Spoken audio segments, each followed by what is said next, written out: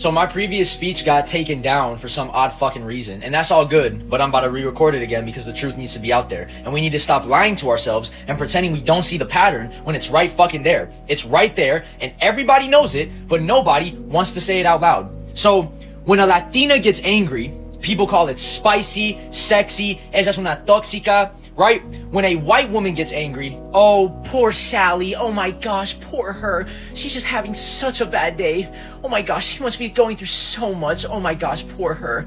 When a white man gets angry, he's stressed, he hit his breaking point, he's having a bad day, it's mental health. But when a black woman gets angry, she's ghetto, she's ratchet, she's loud, she's aggressive, she's masculine, she's too much. When a black man shows anger, hurt, frustration, grief, or pain, now he's violent, now he's dangerous, now he's a threat, now people clutch their bags, people get scared, people cross the street. Now people reach for excuses to justify why they never wanted to understand him in the first place. And do not tell me it's about behavior. Do not tell me it's about tone. Do not tell me it's about how it's expressed, because the same emotions coming out of different bodies get labeled completely differently depending on the skin they're housed in. That is conditioning. That is not a coincidence, and that is not fair.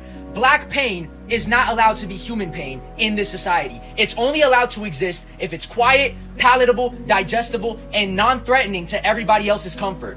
The second it spills over, the second it raises its voice, the second it stops asking politely to be acknowledged, it gets criminalized, it gets demonized, and people want to talk about anger issues without ever talking about where that anger comes from. Let's talk about it. Let's talk about generations of trauma stacked on top of generations of trauma, stacked on top of generations of trauma, and then pretending the body, the nervous system, the psyche, and the soul are not keeping score. You don't get to enslave people, lynch people, beat people, rape people, eat people, segregate people, lock people out of resources, destabilize families, over-police communities, undereducate schools, poison neighborhoods, and then turn around and have the fucking audacity to say, why are they so angry? What the fuck do you mean, why are they so angry? That question alone is disrespectful as hell, because anger does not come out of nowhere. Intensity does not come out of nowhere. Pain does not come out of nowhere. What you are seeing is not aggression. You are seeing unprocessed grief. You're seeing suppressed rage. You are seeing pain that never had a safe place to land.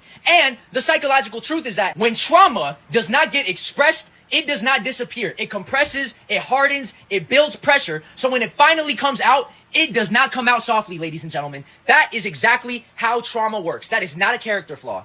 Especially trauma that was never acknowledged, never protected, never held, never understood, never listened to, never given the safe space to express itself healthily, and never healed.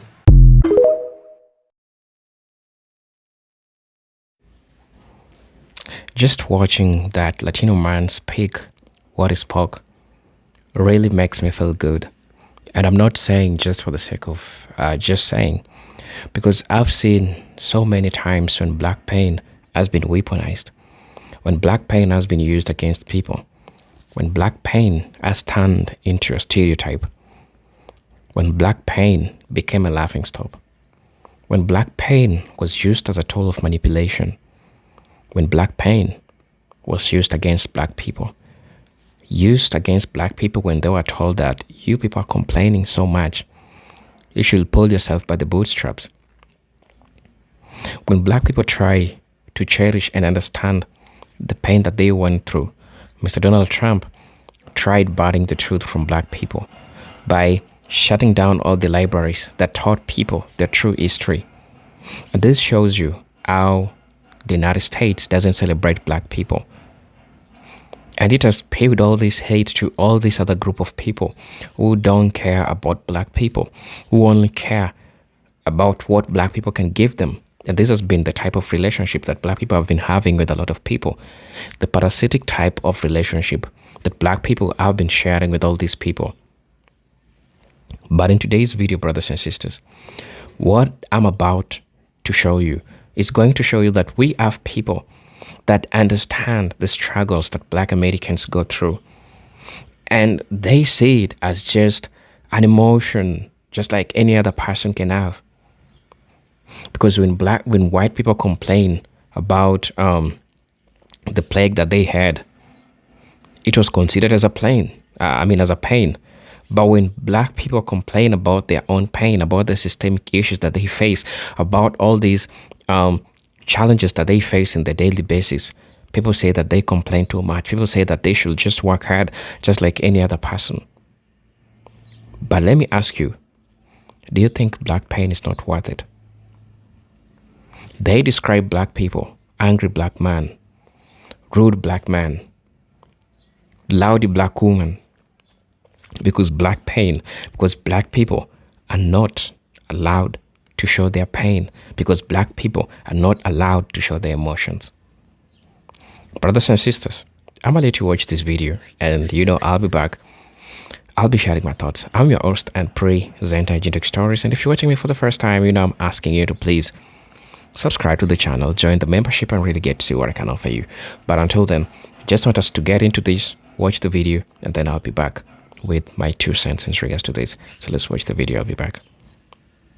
Never given consistent access to the tools that help regulate emotions in healthy ways. And it's not because they didn't want them, it's because those tools were intentionally withheld. Stable environments, generational safety, mental health resources, space to be vulnerable without punishment, rooms to fall apart without being labeled dangerous or too much or aggressive, or all these negative, false, racist narratives. When you grow up in chaos and violence and instability and poverty and surveillance and constant threat, your nervous system adapts to survive, not to be gentle. So yes, emotions come out louder, reactions come out stronger, and yes, pain comes out sharper. And that's not because black people are broken. It's because they have been forced to be strong in conditions that would break most people.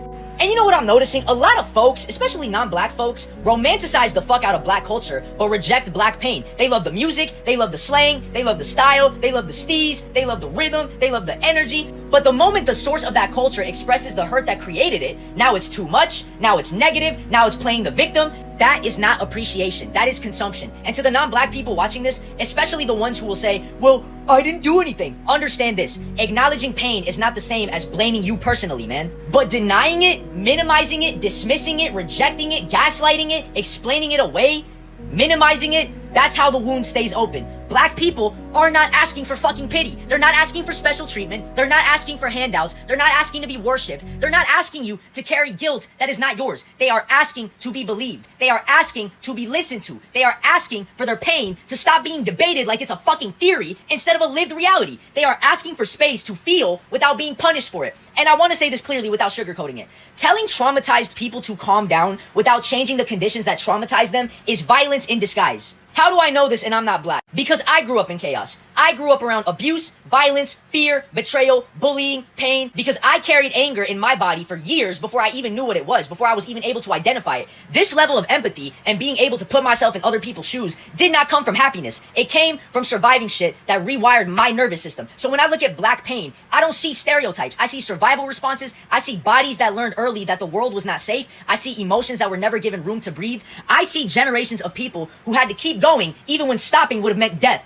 And look, the solution is not shaming black people for how their pain shows up. The solution is creating environments and safe spaces where pain doesn't have to scream to be heard. The solution is resources, education, mental health care, reinvesting in impoverished areas, economic stability, community safety that does not rely on fear and force, spaces, safe spaces where vulnerability is not punished. Healing does not happen by demanding silence. Healing happens when people are finally allowed to be honest without being labeled monsters. And if we keep refusing to acknowledge this, if we keep pretending this is about attitude instead of trauma, we are not moving forward towards unity. We're just rehearsing the same cycle with different excuses.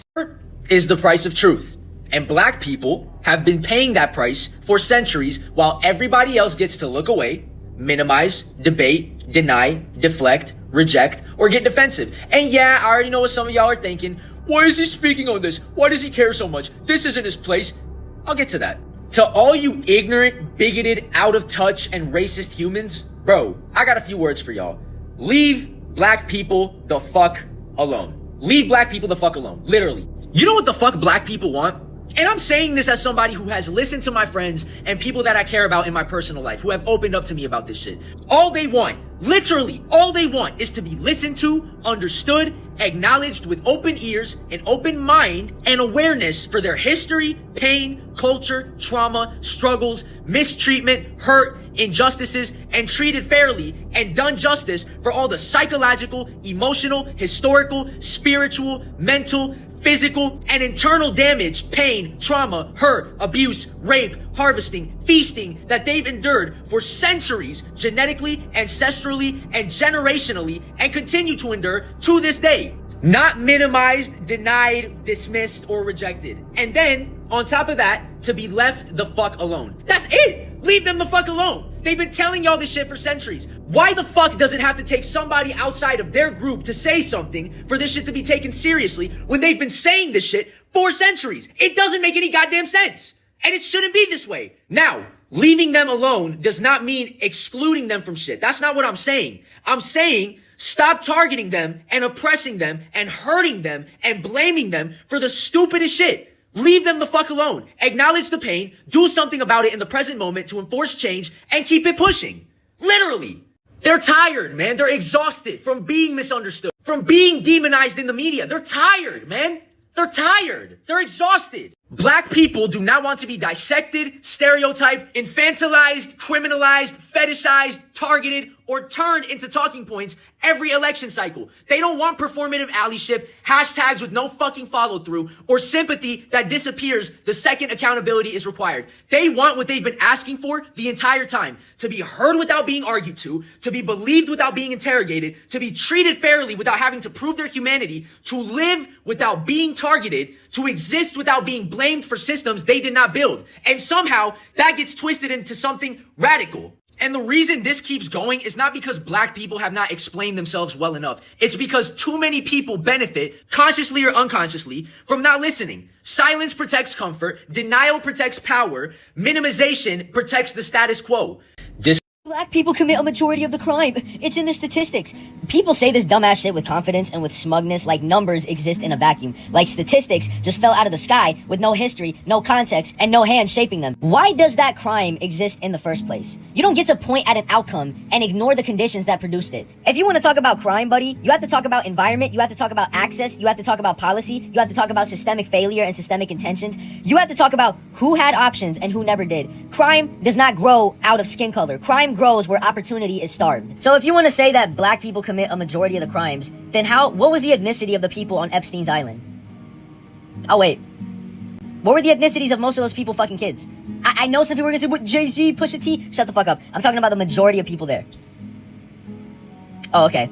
Like I said, man, you don't get generations of redlining, blocked wealth, segregation, stolen land, lynching, rape, murder, stolen labor, stolen dignity, stolen memory, and then act shocked when the consequences show up in numbers you don't like. Entire neighborhoods were designed to fail. Not accidentally, not naturally, intentionally. Schools were underfunded, jobs moved out, banks refusing loans, homes devalued on purpose, police over-patrolling instead of protecting, prisons waiting like a conveyor belt, and then the same fucking system turns around and has the fucking stupid-ass audacity to say, see, look at the crime. No, that's a setup. That is not the truth. That is a fucking setup right then and there. People love statistics when they absolve them of empathy. They hate history when it explains those statistics. And I'm gonna be real, crime is not exclusive to black communities. White-collar crime steals far more money, far more innocence, far more lives, and destroys far more lives and destabilizes entire communities, but it does not get framed the same way because it wears suits instead of hoodies and ski masks.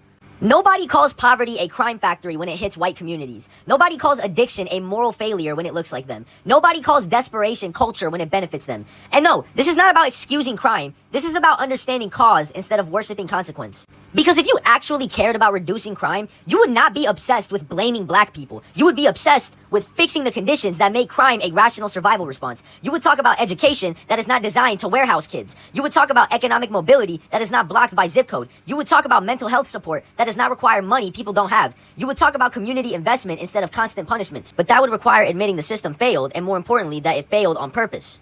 So when people say, it's just statistics, what they're really saying is, I don't want to look at what created those numbers. Because once you do, you can't unsee it. And once you see it, you're responsible. That's the part people are running from. And before anybody twists this into making excuses, let me be clear. Understanding the root is not the same as removing accountability. People are still responsible for their actions. I'm sorry, it's true. But systems are responsible for the conditions they create. Two things can be true at the same time. Accountability without context becomes cruelty. Context without accountability becomes chaos. Real change lives in the uncomfortable middle, where we stop lying about why things look the way they do and actually fix what we broke. Black people commit a majority of the crime. It's in the statistics. People say this dumb. The fact that you don't care that the president of the United States called Barack Obama and his wife apes. Obviously, he calls all the African American apes. If that doesn't bother you and you want to continue to rest, then be my guest. I mean, that is diabolical to all your people, honestly. I don't know who she is, sis. My first time ever seeing her is in that video where well-read black girl was getting her ass tuned together. All I got to say is that she need to worry about her own community, because Donald Trump has been continuously attacking her community since he came down the escalator back in 2016. He called them rapists and murderers. Said Mexico wasn't sending their best. Told the world that they were poisoning the blood of this country. Called Puerto Rico a floating pile of garbage. Furthermore, we all know that she doesn't care that Donald Trump called the Obamas apes. She doesn't care that Donald Trump calls black people apes. She didn't care when Donald Trump insulted black countries and called them shithole countries. She didn't have anything to say. Furthermore, she needs to worry about her own community, because after all of the insults and disrespect that Donald Trump has hurled at her community, they went into the voting booth to overwhelmingly vote for Donald Trump. So she can leave black people alone. She got her own community to worry about. Hello, folks, my black brothers and sisters. How are you doing? I'm hoping that you are doing great from wherever you're watching me from. You know, I'm your host and presenter, G Stories. It is so sad that sometimes black pain is being commodified. That is how they do it. And it takes you a point to understand that people need to appreciate the black pain, because it's because of the black pain that made people have the black voices, and the black voices made things started changing for United States. It made us see a new dawn for the United States. The black pain has made immigrants to stay in the United States. The black pain has enabled black people to hear their voice, so that things like affirmative action, employment policies to change. Black pain has made it possible for a lot of great things to happen in the United States. Remember, it is black pain, blood, and sweat that made the United States be what it is today. It has made the United States be great. It has made the United States be something that at least people can talk about. Because without black people, it couldn't have been possible. But look at how they repay black people. The type of relationship that they have with black people. You all know that it has always been, what do black people have to give me? But it's not, what can I give black people? It really made me feel good when I saw an Hispanic man recognize this part of history, because it's an important part of history. People are always trying to deflect from the truth, saying that black people are complaining so much that black people, should just be like any other body else and not complain. But people don't understand that these are emotions, just like any other human emotions. They go through it. At least for black people, it's not just human emotion. It is an emotion which is attached to, sorry, I'm a little bit thirsty.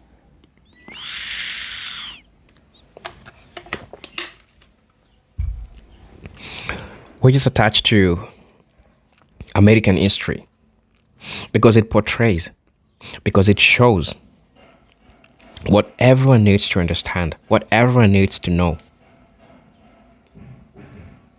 But somehow, somewhere, people don't appreciate the black pain. People don't see why the black pain, how it has made black people great.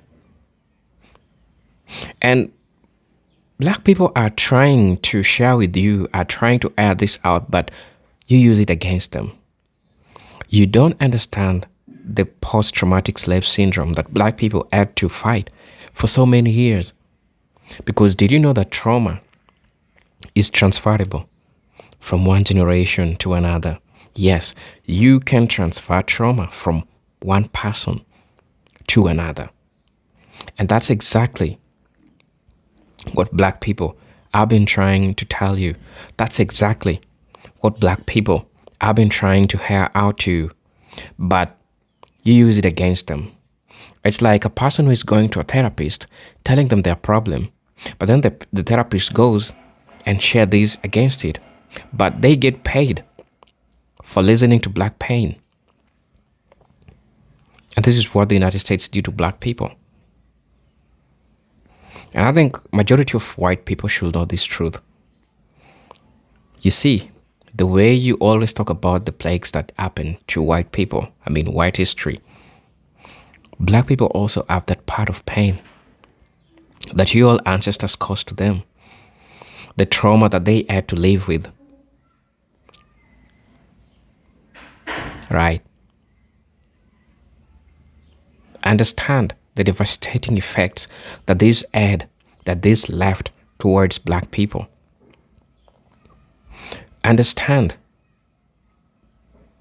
they had to live without trauma, knowing that somebody's grandparent was raped, knowing that somebody's grandparent was lynched.